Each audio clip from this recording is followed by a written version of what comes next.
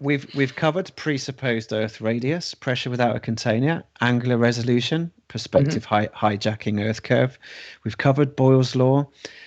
We've covered diffraction limit. The one thing we haven't touched on was mirages.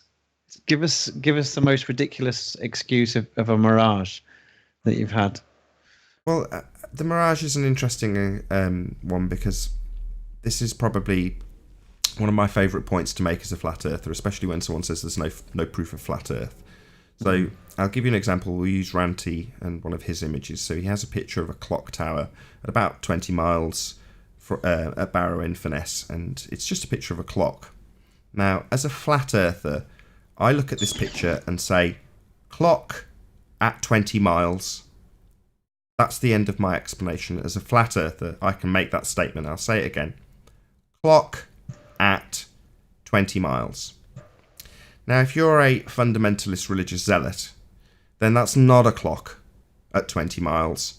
That would be a slightly looming, non-standard refraction Hyena holographic projection of a clock from behind the reified edge of a sphere based on an R value and a begging the question proof of nothing perspective hijacking curve calculator to turn a clock which seems to be there into a clock which is not actually there.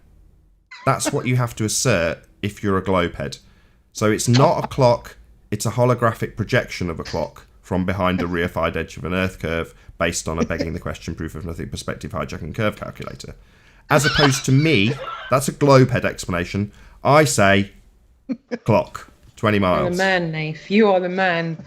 I love the way it's the way you it's the way you say it. It's the way you say it. It's just you serve people like the Wimbledon final beautifully. It's poetry in motion. It genuinely is. It is. That's soundbite classic. It is.